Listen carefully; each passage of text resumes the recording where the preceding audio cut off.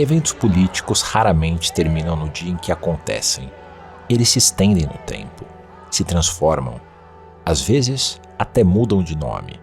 O 8 de janeiro de 2023 foi um desses eventos. Ficou conhecido pela data como golpe, terrorismo. Começou naquele domingo. Para muitos, ainda não terminou. Mas há um consenso silencioso em Brasília. Se o 8 de janeiro tiver um ponto final, deve vir além dos tribunais. Precisa das urnas. O Brasil começa 2026 instável. No fim de 2025, orçamento, PL antifacção e dosimetria colocaram governo e oposição em lados opostos. Não há sinais de distensionamento no horizonte. Não há colapso, mas algo está descalibrado. João Rummel é consultor político e foi dirigente de uma série de frentes parlamentares. Na minha opinião, quando você olha as pesquisas onde tem tanto o Bolsonaro quanto o Lula tem rejeições acima de 50%, é porque a sociedade está ansiosamente para votar em alguém que ela quer e não naquela que ela nega, que é o menos pior. Então eu acho que o cenário da agora para frente é exatamente esse. Então, a sociedade está querendo ver o seguinte: quem vai ser uma terceira via que eu possa apoiar e que eu não precisa negar nenhum nem outro. A democracia funciona. As instituições estão de pé, mas algo perdeu a sincronia. O 8 de janeiro não foi esquecido, mas já não comanda sozinho o presente. Ele começa, lentamente, a perder centralidade, a se transformar em referência histórica. Ainda ecoa, mas eco não é comando. 2026 carrega uma armadilha: reviver o passado em vez de decidir o futuro. A controvérsia não ficou restrita aos tribunais. Ela se espalhou pelas redes sociais e invadiu a política. No dia 17 de dezembro, o Senado aprovou o projeto que reduz penas de condenados. É o PL da dosimetria. Este é o podcast Depois do 8 de janeiro, uma produção original Poder 360.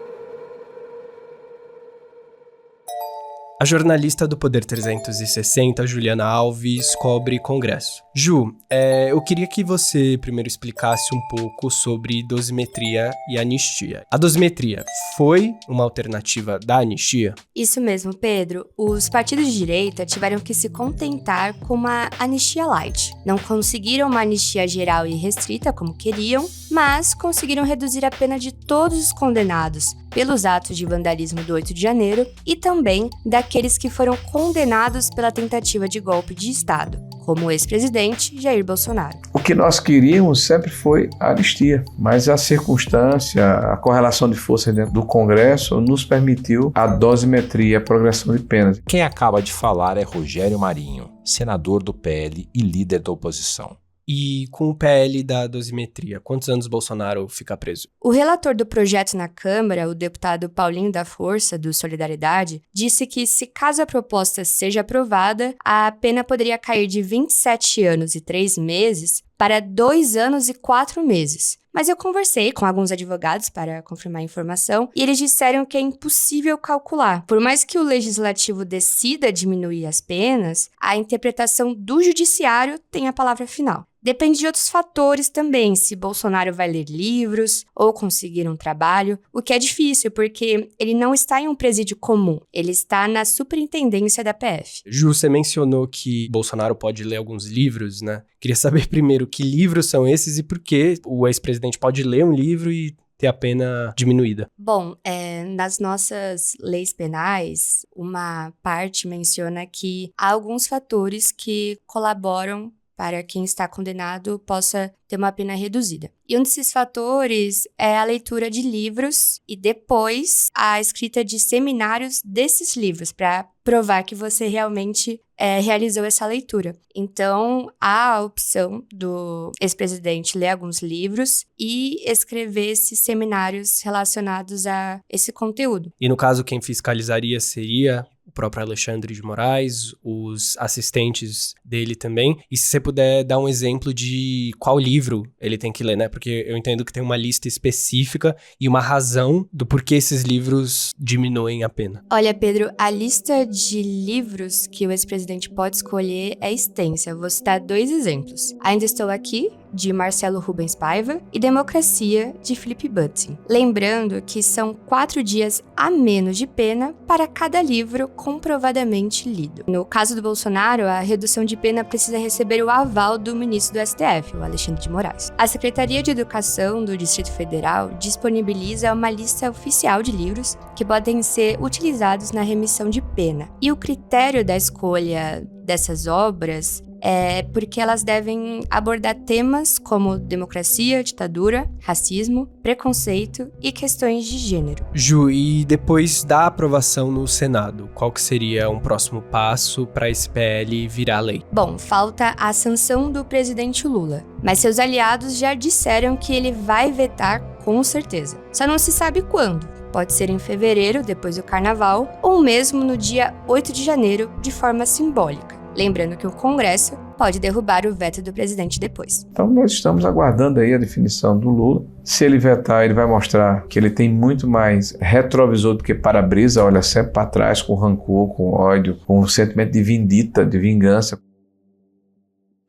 Erika Hilton, deputada do PSOL, afirma que a família Bolsonaro agora faz malabarismos. O clã Bolsonaro, a família Bolsonaro, tem tomado decisões e caminhos cada vez mais burros e ignorantes do ponto de vista da política. Mas não é possível que depois de tantos anos na vida pública não se saibam fazer cálculos eleitoral. Isso me parece um malabarismo que foi usado para criar o frisson necessário para tentar tirar algum tipo de anistia. Bolsonaro e Flávio devem saber que Flávio não tem a menor condição. São observadas agora, pela esquerda e dentro da direita, rachaduras na polarização. Pesquisas recentes mostram nomes de centro-direita bem posicionados para 2026. A pesquisa do Datafolha de 8 de dezembro de 2025 mostrou que o presidente Lula, do PT, e o ex-presidente Jair Bolsonaro, do PL, lideram no quesito rejeição. Os dois são rejeitados por 50% dos eleitores. Sávio é cientista político e doutorando na USP. Polarização, ela é uma característica da democracia. Nos últimos anos a gente tem visto ela descambar para uma questão mais afetiva, de mobilizar afetos, de tratar os adversários como se fossem inimigos morais que ferem a sua existência, que são ontologicamente contra os seus valores. Eu acredito que 2026 vai estar muito atrelado a esse sentimento. Tanto Tarcísio do Republicanos quanto Ratinho Júnior do PSD atingiram 2 dígitos de intenção de voto, algo impensável em 2022, quando a terceira via mal ultrapassava 5%.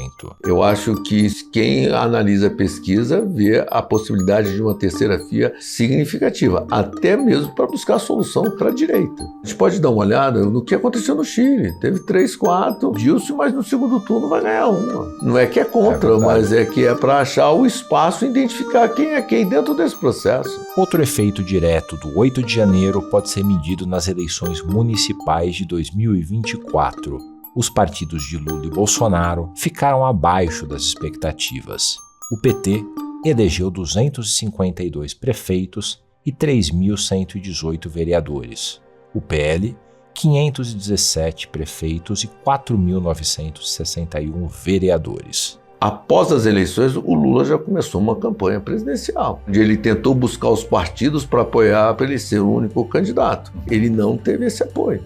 Tá certo? Ele não conseguiu fazer um novo ministério, ele não conseguiu trazer as pessoas. Eu brinco muito que hoje ele não conseguiu transferir voto para as proporcionais, tanto que o partido dele foi o 7º em número de vereador, tá certo? O Bolsonaro também não conseguiu, o partido dele foi o 5º, tá certo? Então o que aconteceu? Se você olhar o ano de 2025, dificilmente você vai ver uma fotografia, tá certo? De um parlamentar do centro, tá certo? Ou centro-direita, tirando fotografia com o Lula ou com o Bolsonaro. Então, se você vê que esse cenário para as eleições hoje, eles estão fugindo da polarização, tá certo? Então, quando você olha o cenário hoje para frente, é o seguinte, está todo mundo querendo achar como que vai ocorrer esse processo.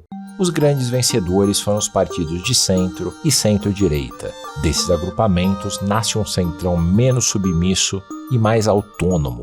O PSD, por exemplo, elegeu em 2024 882 prefeitos, o MDB 856 e o progressista 748.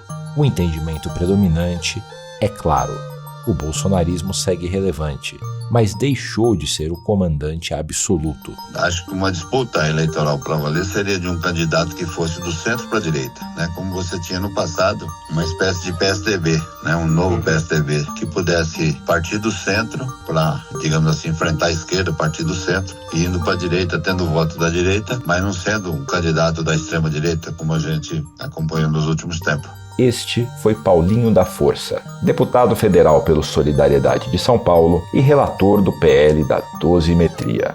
Ciro Nogueira é senador e presidente do Partido Progressistas. Que hoje a decisão está se nós vamos ter capacidade de unificar o centro e a direita. Se nós unificarmos com esses dois nomes, a chance dele perder para mim é quase 100%.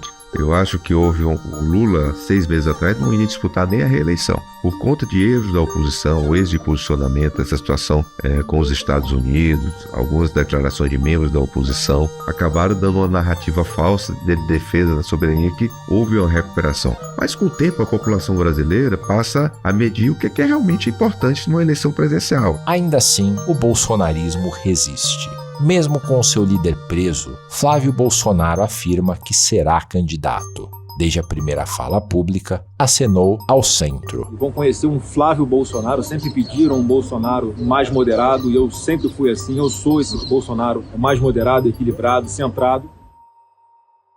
Lula joga com o tempo. Com o regulamento embaixo do braço, a ideia é simples: empurrar decisões sensíveis até o limite do calendário. O veto ao PL da dosimetria deve ficar para fevereiro, quando o Congresso ainda estará retomando o ritmo. Depois, vem o carnaval, as articulações, os atrasos naturais. Se o tema só andar em março ou abril, o tabuleiro muda. Flávio Bolsonaro poderá dizer ter feito o que podia. Tarcísio não teria tempo para se desincompatibilizar. E no fim, o adversário que surge é menos competitivo, um cenário que favorece o presidente. A articulação está nas mãos de Rogério Marinho, líder da oposição no Senado. Ao Poder 360, ele foi direto. É preciso apresentar o nome, mostrar viabilidade e deixar que a política faça o resto. Bom, primeiro mostrar que temos um candidato viável, com um programa eficaz e que vai combater a corrupção, vai combater o aparelhamento da máquina pública, se irmanar com quem empreende, com quem edifica, com quem trabalha no Brasil, para que eles tenham a certeza de que tem parceiro no governo e não um ente que cria dificuldade para vender facilidade, que vai ter um Estado desburocratizado, ágil. A parceria ela se estabelece não só na ocupação de espaço, mas na qualificação desse espaço, na cobrança de resultados, e que é muito importante que estejamos juntos dentro de um projeto que combate o PT, porque ele é o adversário, é o inimigo comum. Resta uma pergunta central para 2026. Qual será o peso do 8 de janeiro no debate eleitoral? Entre analistas, cresce a avaliação de que o tema se tornou abstrato, com impacto limitado sobre o eleitor médio. Sávio afirma: As elites políticas, elas perderam a mão e elas convocam as pessoas às urnas para salvar a sua vida, para salvar a sua família, para salvar a democracia. Então o tempo inteiro é muito dramático a questão. Existe uma massa ali no meio, que é a maioria do eleitorado, que também está cansada disso, mas que, no final das contas, é capturada a ser juíza de um dos lados. Nós vivemos um período realmente muito dramático, muito traumático também, do ponto de vista da democracia. André Marsigli, advogado, professor e colunista do Poder 360, diz o seguinte: E isso tem uma ressaca para o futuro também, porque esses jovens agora universitários serão os próximos juízes, os próximos advogados, os próximos jornalistas. Então, eu creio que a gente vai ter uma geração, no mínimo, maculada abalada por esse arroubo que nós estamos vivendo desde 2019. Isso pressupondo que estamos num day after, ou que haverá um day after, porque eu não sei se a gente já pode dizer isso. Esse ambiente afeta diretamente o governo Lula. Pesquisas recentes mostram um presidente com avaliação pior do que a registrada no mesmo período dos mandatos anteriores. Na história recente da redemocratização, apenas 2 presidentes tinham índices piores neste momento do governo. Jair Bolsonaro, que governou do 1º de janeiro de 2019 ao 1º de janeiro de 2023, e José Sarney, de 15 de março de 1985 a 15 de março de 1990. O 8 de janeiro não explica tudo, mas pesa. Para a esquerda, o 8 de janeiro ainda é um marco incontornável, não apenas pelo ataque em si, mas pelo que ele simboliza.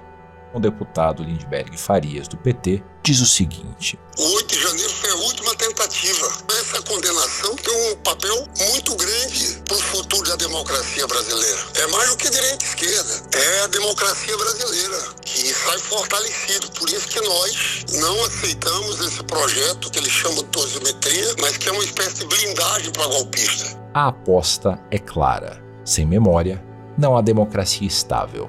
Mas fora dos núcleos mais ideológicos, o eleitor começa a demonstrar outra reação: cansaço. O centro político cresce nesse espaço, menos apaixonado, mais desconfiado. O bolsonarismo segue presente, mas já não organiza o tabuleiro todo sozinho. O ideal é nós escolhermos candidatos que possam unificar todo o campo de centro e de direita. E os 2 únicos nomes que eu vejo hoje no país com essa capacidade é o governador Tarcísio e o governador Ratinho. São os nomes que, além de estarem mais bem posicionados nas pesquisas, são os nomes que conseguiriam aglutinar praticamente todos os partidos de centro e mais os partidos de direita no nosso país. Poderiam levar, com certeza, a uma vitória e seria muito importante para o futuro do Brasil. 3 anos depois, o 8 de janeiro já não mobiliza como antes. Ele perdeu força como fato, mas permanece como símbolo. Passeatas recentes em defesa de Bolsonaro reuniram um público menor do que no passado.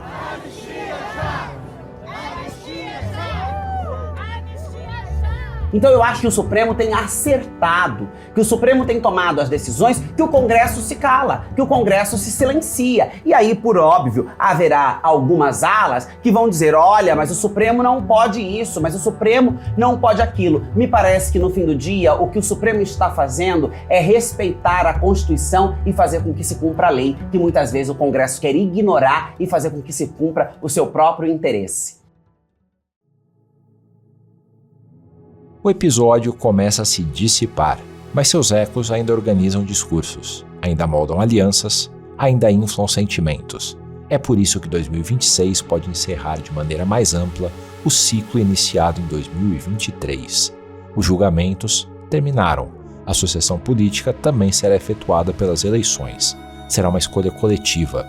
As eleições dirão: há alguma opção fora do tensionamento?